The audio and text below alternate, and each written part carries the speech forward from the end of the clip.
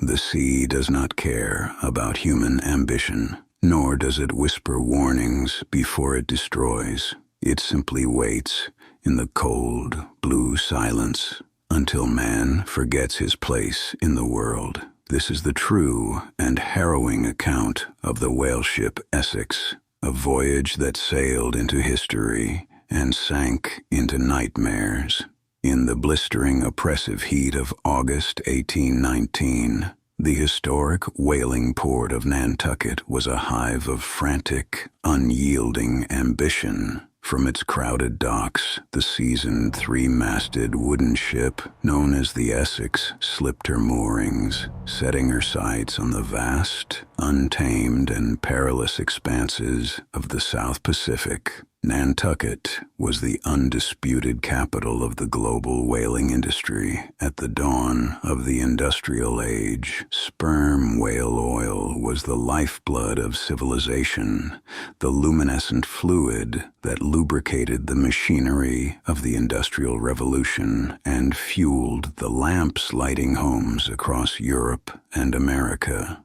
The Essex was built sturdy, crafted from stubborn white oak, dense cedar, and heavy iron bolts. Measuring nearly 88 feet in length, she carried 21 men, a crew of hardy, salt-crusted veterans and impressionable green boys alike, all bound together by a common, dangerous pursuit of fortune. Yet, even as the sandy shores of Nantucket faded into a cold, gray autumn mist, an ill-omened squall struck the ship with sudden violence. It knocked her flat onto her beam ends, tearing away her top rigging before she had even cleared the coast. To any superstitious mariner of the 19th century, it was a dark and terrifying harbinger. But young Captain George Pollard, Jr., commanding his very first whaling voyage at just 28 years old, alongside his ambitious and fiercely competitive first mate, Owen Chase, pressed forward relentlessly into the abyss, utterly blind to the unfathomable horrors waiting for them across the horizon. Months melted into years as the Essex rounded the treacherous, storm-battered tip of South America, plunging into the lonely, terrifying depths of the Pacific Ocean. For a long time, fortune seemed indifferent to them. They chased pods of whales across vast aquatic deserts, endured vicious equatorial storms that threatened to tear the ship apart, mended tattered sails under a blazing, unyielding sun, and lived the monotonous, grueling daily life of 19th century whalers. Life aboard was a constant battle against filth, salt sores, spoiled rations, and crippling exhaustion. But the sea is a harsh mistress, and the Pacific was hiding a secret far more terrifying than any storm. 15 months into the voyage, thousands of miles from the nearest safety of land, the quiet, eerie monotony of the ocean was suddenly shattered forever. On the bright, clear morning of November 20th, 1820, lookouts stationed high in the rigging spotted a massive pod of sperm whales surfacing near the equator. As standard procedure dictated, the crew scrambled frantically into their fragile, thin cedar whaleboats, lowering them into the water to give chase across the rolling swells.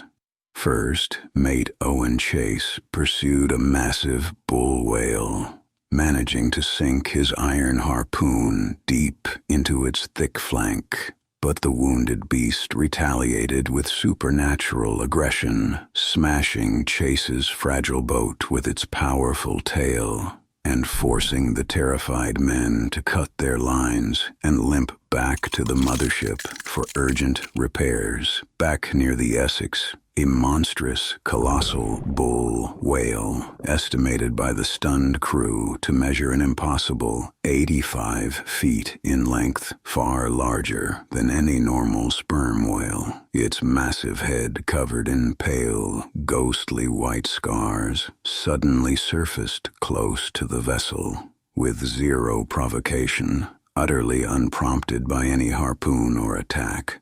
The ancient Leviathan turned its massive head directly toward the Essex. It paused for a fraction of a second, eyeing the wooden ship with an intelligence that defied nature, and then accelerated like a locomotive through the deep blue water.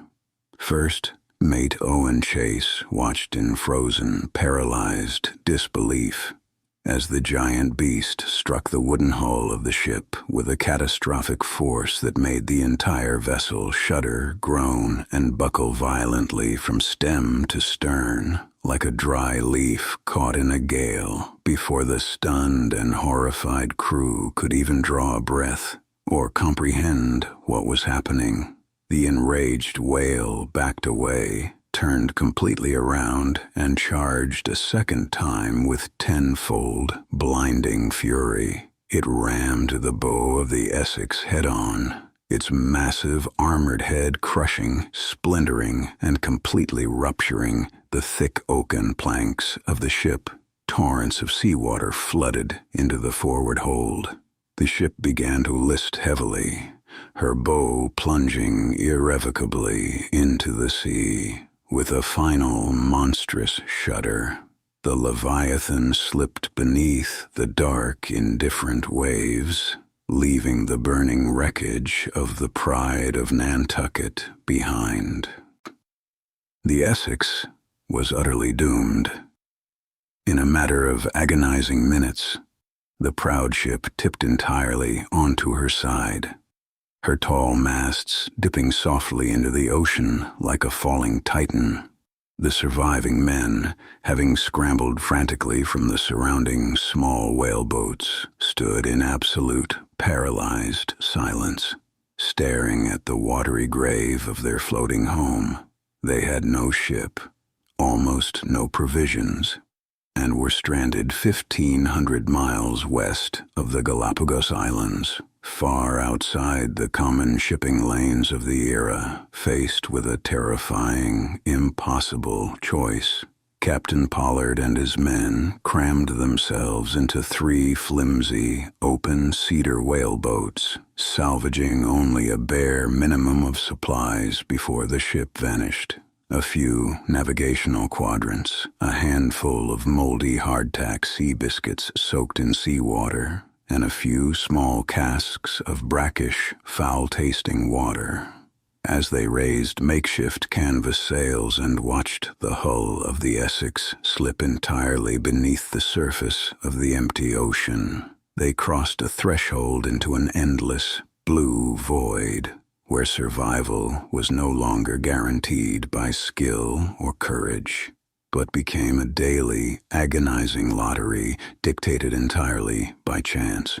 Weeks bled inexorably into grueling, torturous months. The merciless tropical sun baked the open wooden boats day after day, cracking the men's lips, blistering their skin into raw, weeping sores, and driving them slowly to the very ragged edge of madness. Their precious water casks ran entirely dry under the relentless equatorial glare. When violent rainstorms finally swept across the ocean, they brought brief, mocking relief, followed immediately by scorching calms that turned the boats into floating ovens.